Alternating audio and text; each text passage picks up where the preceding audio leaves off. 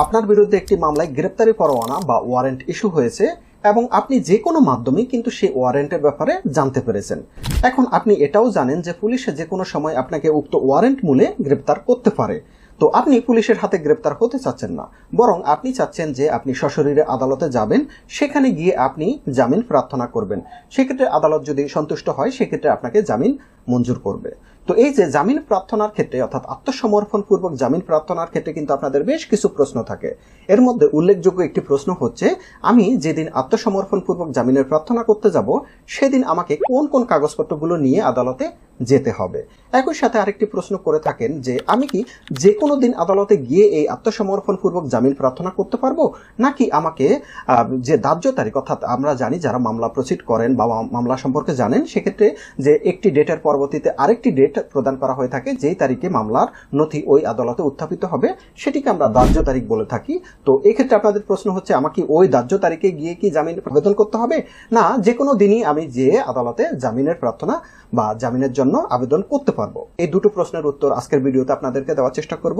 তো এক্ষেত্রে প্রথমে দ্বিতীয় প্রশ্নটি, অর্থাৎ যে কোনো দিনকে আপনি আদালতে গিয়ে জামিন প্রার্থনা করতে পারবেন কিনা এটির উত্তর দিচ্ছি। এক্ষেত্রে আপনার বিরুদ্ধে যদি ওয়ারেন্ট থাকে সেক্ষেত্রে কিন্তু আপনি যে কোনো দিন আপনার বিজ্ঞ আইনজীবীর মাধ্যমে আদালতে গিয়ে আত্মসমর্পণ পূর্বক জামিন চাইতে পারবেন।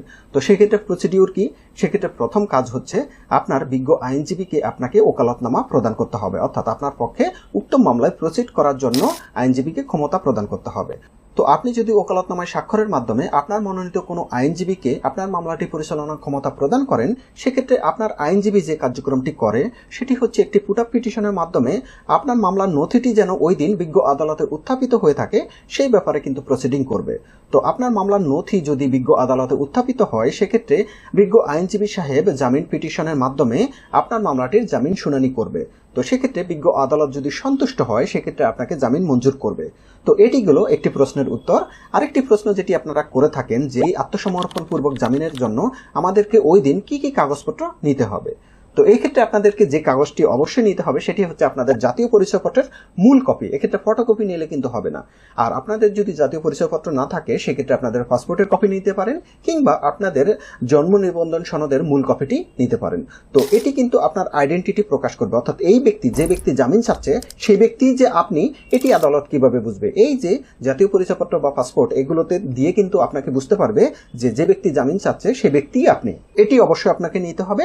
একই সাথে আপনারা যদি মনে করেন যে এই মামলার সাথে আপনার সম্পৃক্ততা নেই, আপনাকে মিথ্যে কারণে আপনাকে এই মামলায় ফাঁসানো হয়েছে, ওই দিনে হয়তো বা আপনি অন্য কোথাও অবস্থান করেছেন বা অন্য কোনো কারণ আছে যেটি যৌক্তিক কারণে আপনি প্রমাণ করতে পারবেন যে এই মামলার সাথে আপনার সম্পৃক্ততা নেই বা মিথ্যে আপনাকে ফাঁসানোর জন্য এই মামলা করা হয়েছে, সেক্ষেত্রে ওই রিলেটেড যদি কোনো ডকুমেন্টস আপনার কাছে থাকে সেটি আপনারা নিতে পারেন।